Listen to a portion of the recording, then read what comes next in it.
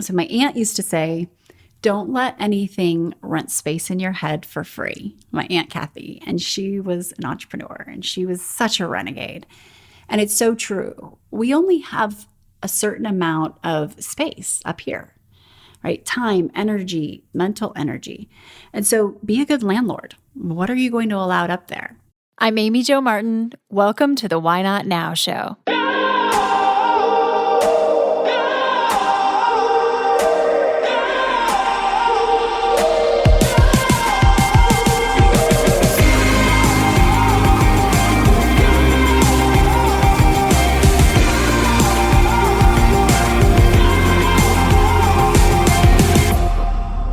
You know that thing you've been thinking about doing? Yeah, that one. Why not now? Have you ever actually taken the time to ask yourself, what's stopping me? Let's talk it through. This is your chance to give that idea the attention it deserves and take action. Each episode, I have a chat with a fascinating person, from entrepreneurs to athletes, celebrities, my parents, rocket scientists, and all walks of life. We talk through a critical time when they've asked themselves, why not now? We dissect that day or even that moment, step by step.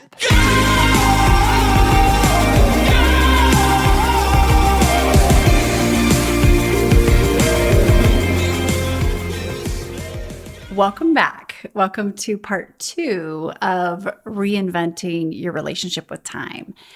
And I promised in part 1, I would go through what I'm planning to take with me from last year to this year, what I'm planning to leave behind, and then what I'm planning to create new. So I'm going to read through that list briefly, but before I do, recap here from part 1. If you haven't watched that or listened to that, please go back to the very first episode in this series. It's a 3-part series because it will give you context. As a refresher, we discussed the difference between bandwidth and capacity. Bandwidth is our 24 hours in a day. It's finite. Capacity is our infinite potential. And this is us flying as high as we can. We can literally unlock more potential in our genetic code if we do certain things. And we can't be tapped with our bandwidth.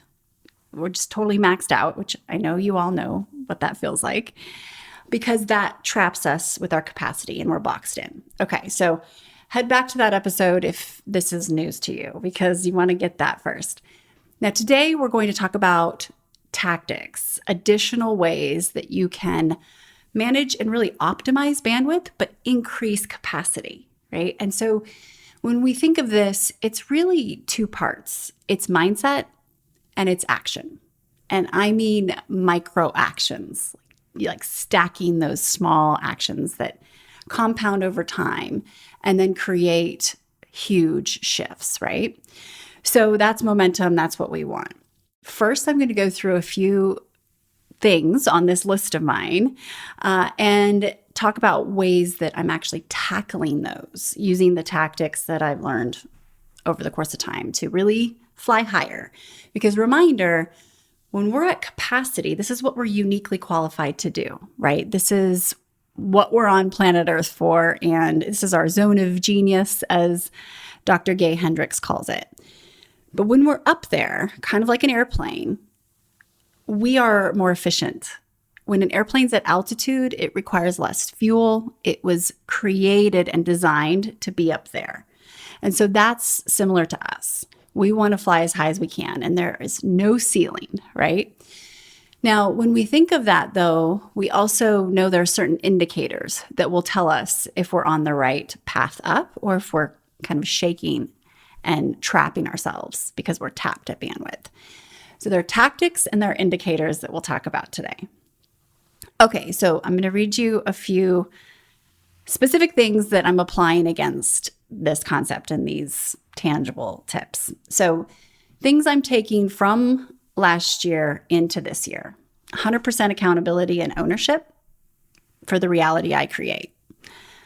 Prioritizing intentional time with my son. So I have blocked in my time budget. So head back to the first podcast episode in the series if you don't know what that means, because it's so critical and important to have a time budget that we reconcile. I have when I'm picking Lincoln up, dropping him off, playtime, it is blocked, right? No fly zones. And so it may be 2:30 p.m. in the middle of a workday. In fact, it is 2 days a week, where from that point until 5 p.m., nothing can be scheduled, right? That is my time. And what's cool is I get to see the percentages of this, and at the end of the month, get to go and reconcile against, is that true to fit into what I designed my ideal day to look like? Okay, but I digress. Okay, what else? I'm taking with me my Ruthless Red pen. We'll talk about that more today. And continued reinvention with my relationship with time and money. So that means setting ruthless priorities. And that will reflect how I want to feel in my day. That's a biggie. Time budgeting and reconciling, we talked about. We tend to overestimate our bandwidth, our 24 hours in a day, and underestimate our capacity, our potential. So keeping an eye out for that. Less meetings, more movement. So really looking at every single meeting and scrutinizing, does this make sense? Is it required? And what I did is at the beginning of the year is I cleared every standing meeting. And so far, just a couple have made their way back. Many of the meetings that used to be perceived as critical and important, they are now voice notes. They're exchanges with that counterpart or with that audience, those stakeholders that were in that meeting. And we're able to provide updates as needed on demand versus blocking time on a calendar. So this means scheduling deep work, systemizing communications. We'll talk about that in a minute. Time boxing, task batching, huge. When we change gears from task to task, whether that's in our homes doing one thing to another or in a work environment, we lose so much optimization in terms of having to have our brains shift and go to that next thing. The percentages and the science behind this is just incredible. So it is not effective to be multitasking. That's the point there. For me, a bandwidth bankrupter, alcohol absolutely does not have a role in my life whatsoever. Regardless of your relationship with alcohol, it is probably pretty accurate to say we can have more margin in our day, more time, period, when it's removed or when it's decreased. So for me, I'm taking that with me. We can do a whole podcast episode on relationship with alcohol if you'd like, but we'll save that for another day. That's a biggie. More dancing. So that means dancing in studio, on stage for keynotes, but also in the kitchen with Lincoln. Literally, this is something we do almost daily. We love to dance together. It's fun. Okay, what am I leaving behind last year? Unconscious use of time and money, just not thinking about it, right? Which means we have to become real friends with data and reality in order to be able to shift and identify where unconscious time and money is being spent. Leaving behind an obnoxious amount of screen time. So on your phone, you can look at where you're spending your time. We'll talk about this in a minute. Also, marathon Zoom back-to-back days and meetings. It's not how I like to operate. It's not a good look for me. Scrolling down that rabbit hole on social media, total bandwidth bankrupter. Overriding my intuition. That's a tricky one. That's life work. But when we are onto it, it starts becoming more and more a part of our awareness. And then outsourcing judgment. Not judgment in terms of I'm judging you or I'm judging a thing, but my personal judgment. That's something that I think we can easily slip into as we, have more people around us, or if we're doing something new, and there's still no one that has more data of your specific scenario than you. So we have to at least take that into play. Doesn't mean don't listen to other people, but make sure we're checking in, because our GPS is going to have the most relevant data to our situation. And then uncontrolled inbound communication, text, email, DMs, Slacks, voice notes, biggie. And that is a huge bandwidth bankrupter. Back-to-back work travel trips, avoid these to the best of my ability. It always seems like it might be an efficient thing to go from this city to the city real quick and get back, but I just don't like how that feels. And it actually, not only does it feel draining and physically doing it, but in my experience, unless it makes a ton of sense, but it's a perceived drain before it even happens because I'm already dreading the multiple cities. Something I'm doing away with unless it absolutely makes sense. And I'm willing to say yes to something that means I'm saying no to something else, right? Cost benefit analysis. And then waking up early and earlier is not a strategy. So getting rid of that. And that is one of my defaults. I will fit as much as possible into a day if you let me just, run wild, but because there's so much I want to do and so much I'm excited to do. And that's not a bad thing. But that's also draining my capacity. And there's a point of diminishing returns, of course, right? Just because you can doesn't mean you should. Anything is possible, everything is not, as we like to say. Playing whack-a-mole goals. So when you have too much going on and you're moving a millimeter in a million directions, then you end up seeing these spurts of growth and then it stalls and over here. And it's dizzying, right? And it drives everyone around you crazy. Having a resentful edge and overwhelmed state of hurry.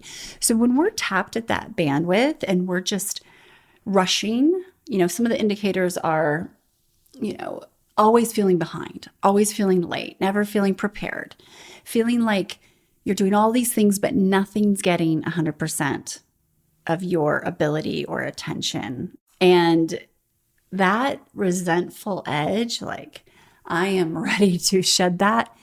And by the way, 100% accountability. I created this, right? If I'm feeling that, that is my doing. And I need to take ownership first and foremost.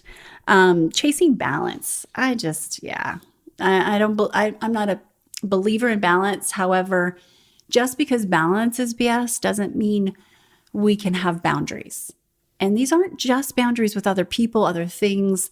It's also boundaries with ourselves. So big into that.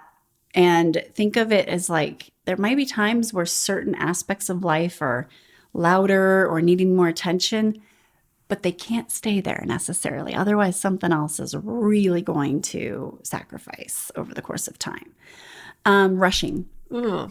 It's really your nervous system. We're not designed to be at that bandwidth, rushing, kind of over scheduled type of operating system. All right. So, and then also a false kind of self-imposed obligation to do things. So these are things that I haven't even committed to that potentially I've done or I've been doing because I've felt obligated. Okay. That's my problem if I'm doing that. And if we're not going to take the wheel and, actually make some changes, then we're going to feel it because that's taking away from our potential. Okay, so those are the things I'm shedding. What am I going to create in the new year or in this new season? If you're not listening at the beginning of the new year, that's okay. You can apply this tomorrow. A new season can start any minute of any day and any day of the year. So more compassion. So when I'm at bandwidth and I box myself in, I'm all of a sudden not as compassionate as I'd like, not as empathetic. Like all those emotional intelligence tools that are pretty innate, they just start to fall off and it's not a good look, right? So more of that, saying no more. No is a full sentence. If you need backup, it's no, I have another commitment. And maybe that commitment is you. And maybe it's reading a book or just sitting down or doing nothing, but that is a commitment. Recommitting to myself and my health. And really life is a renegade. So this isn't new to me, this kind of operating system. However, I've definitely slipped over time and I'll find myself needing to re-engage in the daily practice. So that commitment, it could be recommitment every single day. And that's cool. Day stacking, huge. So I love to think super big, right? But then we need to reverse engineer and take that first best brave step. What does that look like? And what is the consistency in action day over day that will compound to get us to up there? That is awesome, because when we reverse engineer like that, it becomes accessible. It becomes, I could do that today. And then you get to the next day, oh, I could do that today again. And that momentum is huge. When we push ourselves across the starting line, we feel different, right? And when we feel a perceived progress, which is one of the ingredients of happiness scientifically, that starts to build and that inertia just gains. It's so exciting, right? So that's where we want to go. Real quick, okay, better sleep. So I want to become like a sleep Olympian. I'm tracking my sleep. It's a big deal. It's all the way from habits to accountability. And really, there's a lot out there in terms of better sleep. Releasing the next Renegade book. So excited about this. It is so close. And I am not going to send that thing to print until I feel it is ready to go. And it will be released under the Renegade imprint. The first published piece under the imprint, where Renegades are printing their books. So excited about Renegade books. I'm going to be incorporating tumbling into my keynote speech. So this is a biggie that I'm creating new. It's bringing a next level performance to that stage, and just, it really lights me up. I talk a lot about where passion, purpose, and skill collide, that Venn diagram, right? Got 3 big circles. And if you're listening and you're not watching, I'm using my hands here to show the Venn diagram. Well, in the middle of where passion, purpose, and skill collide, bliss resides, impact resides, income resides. This is joy. This is health. This is capacity, right? For me, movement, dance, a lot of people would be like, you're going to mix that passion of yours into your business? And I'm like, absolutely. Why wouldn't I? Why not now, right? Because it's going to just, I think, elevate everything in me. I'm excited about it. It keeps me challenged, so on and so forth. So why not, right? I love doing things when people from the outside looking in kind of have a tilt head and say, I can't believe she just did that. And I love helping people do the same. And it's not for the sake of just having them say that. It's because they're thinking, hey, well, what could I do? Because it's inspiring, right? It's motivating to go figure out what's in that intersection for you. Okay, running for fun and peace of mind, not pace, not distance, not pace, not time. And I used to run a lot. I enjoy it. It's a mental just heaven for me, like utopia. So when I start to calculate too much and get too much into, that was a good run, that wasn't a good run, that wasn't long enough, then it takes a lot of the joy out. And so a lot of Renegades are running the Austin Marathon, February 17th, 18th weekend. So if you happen to be, please let me know. And then a couple more, and then I'm done. More space to learn new things. So what I learned last year, and you heard this in the first of the series, this podcast series, that the light bulb came on about bandwidth versus capacity when I was learning something new, and I realized how energized I was, how free I felt, how challenged and excited and just fulfilled. That's capacity, right? So that requires space. It requires space for me. That means listening to new podcasts. It means mini classes, maybe, to learn about something. Learning from experts around me. That takes time and space, but it also is very important to me. And perceived freedom, huge importance. I value very, very high, as well as learning, just consistently learning. Finishing an exam that I'm studying for, a big exam. That's just literally a box to check. And then I would like to create a plan for how I can get my pilot's license in the next year. I'm going to add, or maybe 2, but I would like to get it here within the next, from now, 24 months at least. So that means by the end of this year, I better have a really clear plan. It doesn't mean I have to have it, but that's just capacity planning. Okay, so that's my list. Well, that's great, right? But now what? How do we execute on these goals, right? How we want to feel and how we can find the fuel to get there. So if you've done that exercise, by the way, this is, I think, my 15th year maybe of doing this exercise, maybe a little less. Actually, I think it's around 11. Every New Year's Eve, I do that. I, make a list of what I want to take with me in the new year, leave behind, and create new. And then when the clock strikes midnight, you can rip it up and use it as confetti. You can burn it or whatever. Just take a picture of it first. So go through that process if you'd like and see what you come up with, right? All right, so how do we execute against this? I'm going to share a couple of specifics and then also a few specifics that are signals that you're on the right path of optimizing, managing that bandwidth, and then increasing your capacity, expanding that infinite, no ceiling zone. Okay, so I mentioned bandwidth kind of bankruptors. And in the last episode, you heard some of the first things that I did to get that kind of renegade, ruthless red pen out and start removing things, what can go. And these aren't just like literal tasks in a day, that too, but also you look at where your time's being spent, you look at who you're spending your time with, you look at where your money's being spent too, which is in the next episode. We'll talk about your relationship with money because it really does impact time. And so this ruthless red pen, what does this even mean? And it's not just, I'm going to strike everybody from my life. And no, it's about being really resourceful versus looking for more resources per se, right? We want to be as smart as possible. So for me, it means what am I going to circle and what am I going to strike? And there have been a few big things this year that I had to weigh and say, hey, am I going to continue this or not? And they weren't easy decisions.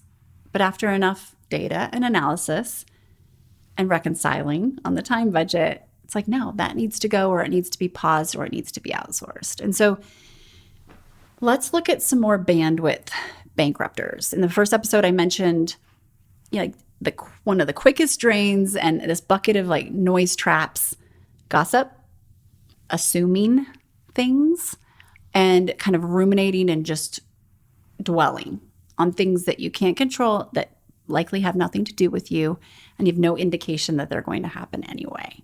So that is a daily practice. That's not something you do once, right? So that is easy to at least start identifying and shifting. When we do that, we become known for that, and then people bring less of those situations to us in terms of maybe wanting to talk about someone else or talk about assuming something that's going to happen that there's no indication that's true.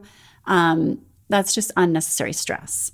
So my aunt used to say, don't let anything rent space in your head for free. My Aunt Kathy, and she was an entrepreneur and she was such a renegade. And it's so true. We only have a certain amount of space up here, right? Time, energy, mental space, mental energy. And so be a good landlord. What are you going to allow up there? Inbound communication has been a big part of my challenge with bandwidth. I call it like shaking, right? When you can't even think about the next thing because you're so always right here and you can't pick your head up and look up.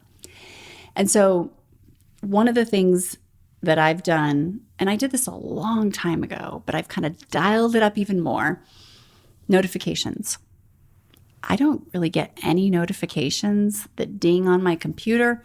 I don't even get text notifications on my home screen.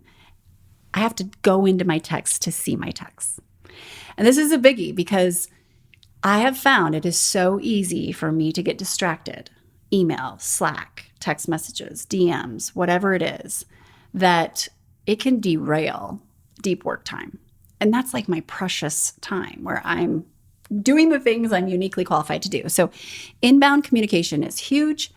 Closing tabs. It's almost like when you close tabs on your computer, I think about it as like tabs in your mind, right? That is energy and that is taking up space and bandwidth even though you don't intend for it to. So it's like an open tab in your mind as well as on your computer that's just kind of taking up energy.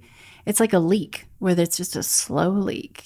There's a pull there, and similar to if you haven't closed the loop on something with someone, big or small, like you want to close that out, close your tabs, close the loops, right? So distractions, mental, physical, and digital, we really want to look at those. And physical for me means my space. It needs to be clean and clear. I love a very clean desk. I'm just kind of that organized person that if I have sticky notes everywhere or I have a lot of clutter or something, it's draining to me. It's pulling. I like wide open spaces. It helps me think bigger and be open-minded. So look at your space. I don't know about you, but when I get stressed, I just start cleaning because I have control over that, at least whatever I'm stressed about. I may not, but it gives me a sense of, okay. So we want to think about all those distractions and cleaning and clearing those up. When it comes to looking at meetings, because meetings are a big kind of time suck or energy drain, asking yourself a few key questions. Am I required in this meeting? Will I add value? Will I deliver value? How many people are in the meeting? So if there are more than 5 people or so in a meeting, it's very likely that there's redundancy or there's inefficiency. And so when we look around and decide, okay, is everyone really necessary? Unless it's an update meeting. And in that case, could it be a video instead, right? A one-way video versus all these people having time to schedule, which takes time, the back and forth, then attending, and then any follow-up. So really kind of revisiting meetings, the length of time. Do we need a 30-minute meeting? Do we need an hour meeting? Very few meetings, in my opinion, should take an hour. And then regardless, try 50 minutes or 25 minutes versus, or maybe even 15 versus getting yourself where you're back to back to back. So when we're back to back with these marathon, especially Zoom meetings, because that requires a whole nother layer and level of just psychological presence and energy, we can drain ourselves so quickly. And that's when we start rushing and we start getting behind. And then all of a sudden, one meeting is behind the next. So when we give ourselves room for error or just room to take a break and a breath, fill your water, reset, do something, go outside, it just changes our whole state. And we're not in that rush, shaking at bandwidth. For meetings, also asking yourself, could this be a voice note, of course? Could this be a walking meeting? And agree potentially with the person on the other end who's attending the meeting, especially if it's virtual. Hey, do you want to do a walk and talk? If it's in person, walking meetings are amazing as well. When we move, and this isn't my opinion, you can look at the science, you can Google image, view of your brain when you've been sitting for 20 minutes versus walking 20 minutes, and you'll see side by side crazy differences in how stimulated and how different it looks from actually in our brain when you're engaging in those different types of ways, if you're in movement versus just sitting there. So we're so much more effective. Looking at does every meeting need to be on camera? Probably not, because that's also how we plan and predict our schedule and how we block things. Do we need to be at a desk in front of something? And it just gives us more flexibility and freedom when we don't, but indicating to the other person if it's on camera or not. Not everything needs a Zoom link or needs to be, Microsoft Teams. And you could say in the title of that calendar invite, no cameras necessary, or not on camera, or cameras required, so on and so forth. No agenda, no meeting. Unless you're meeting someone to catch up. And in that case, you might look at that as a signal of, do I genuinely just want to see and hear how this person is doing, which is great. But what are you saying no to if you're doing that, right? If we took every coffee, hey, can I pick your brain request and invite, we would likely be at bandwidth and not really thinking through from an offense perspective, that capacity of where do we want to spend our time. And yes, that might be something that's extremely fulfilling to you, but at what volume and what frequency and at what cost, right? And are there other ways to tackle it? So when people reach out to me and say, hey, I take you to coffee and pick your brain, usually if I want to engage and help this person, which usually I would, right? I will respond with something they could do first and or ask if they had a very specific scenario that maybe I could voice note them some thoughts versus getting in a car and going to coffee, right? And that's not every case, but sometimes it's like, hey, read this first or listen to this podcast episode or have you tried this? And then when you do, we can take it to the next step. But it also makes them take action and you can show their level of true desire and commitment to follow through. Okay. So those are a few tips on meetings. Now, I want to talk about the 3 S's. So these are big bankruptcy, like bandwidth bankruptcy KPIs. Sleep, lack of sleep, it's just it's going to be a big bandwidth, just like tapper, right? Because we aren't able to function as efficiently, of course, and be as optimized.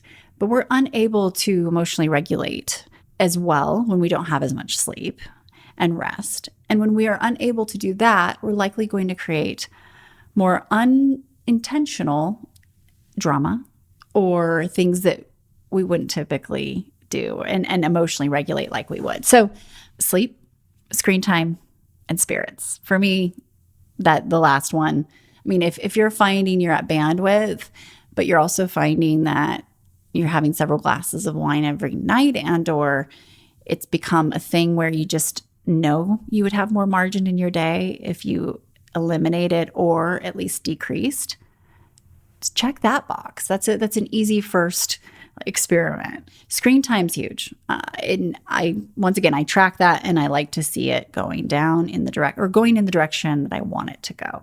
Because I'm the first to admit sometimes that mindless just scrolling down the rabbit hole, we think it feels good, but it's feeding nothing, right? It's not feeding my soul. It's definitely not feeding my 24 hours in a day. It's taking it up. So those are some of the things that I look at if I'm starting to notice, okay, I'm not feeling like I'm operating at capacity or at least increasing capacity.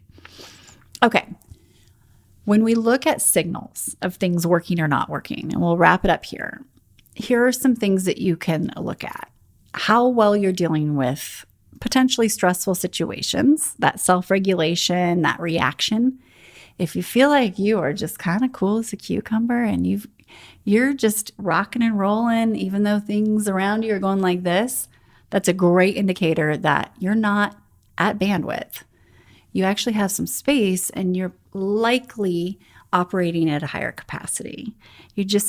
That's that you're flying higher. It's like flying above the turbulence, right?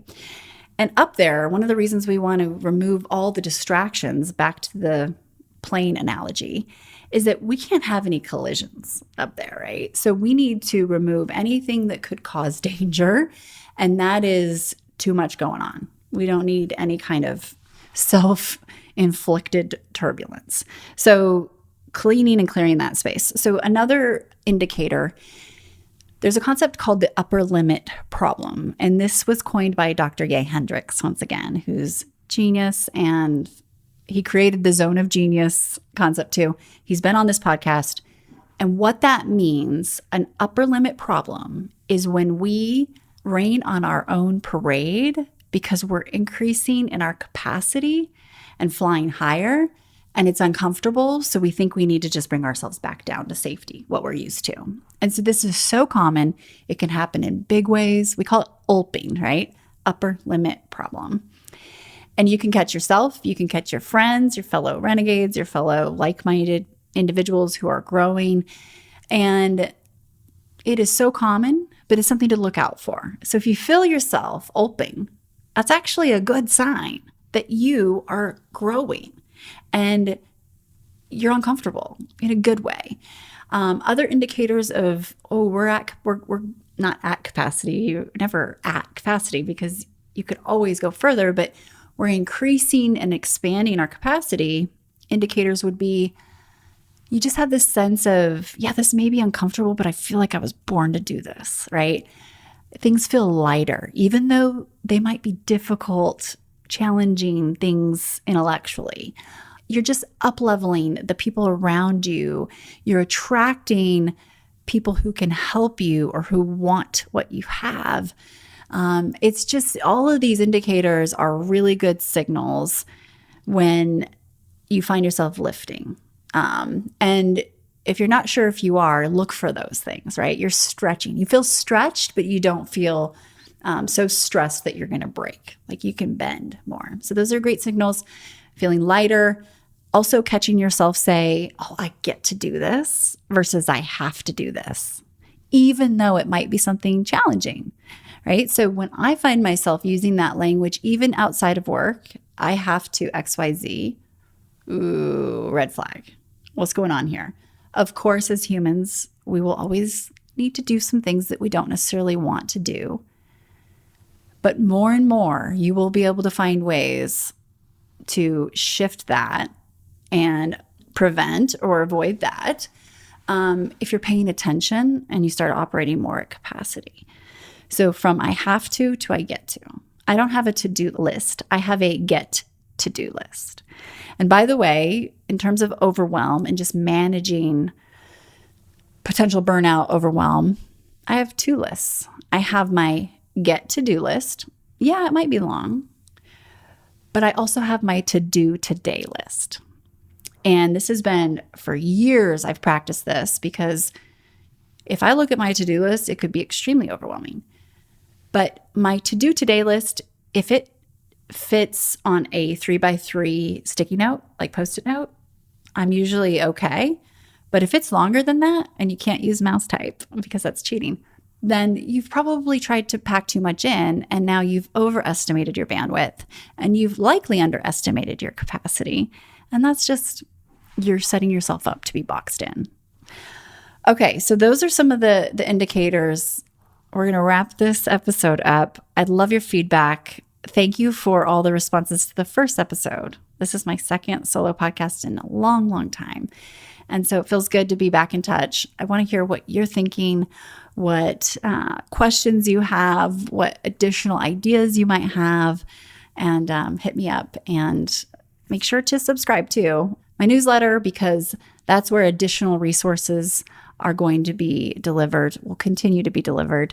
And if you aren't getting that already, please sign up. You can head to amyjomartin.com. So that concludes today's kind of next step. And next time, we will dive even deeper. I'll touch on your relationship with money and reinventing that. There's a direct correlation in my experience with time. And then back to that ruthless red pen, how we can apply that to that money situation and get a little bit more into the mentality, which is basically insurance for taking action. All right, so we'll see you next time. Thank you for watching or for listening.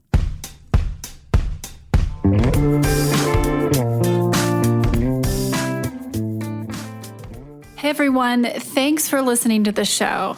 Hit me up on social media to let me know what you think. I'm at Amy Jo Martin on Twitter, Facebook, Instagram, and LinkedIn. And I want to hear your why not now moments so I can share them on the show. Just send me a note to whynotnow@amyjomartin.com. For show notes and other offers, you can visit amyjomartin.com/whynotnow. And while you're there, don't forget to sign up for my email newsletter for exclusive content and announcements. A big thanks to Rock Salt Music for all of the tunes by the talented John Coggins. And of course, a hat tip to Richard Brewer for editing and producing the show. I'll see you next time. And until then, why not now?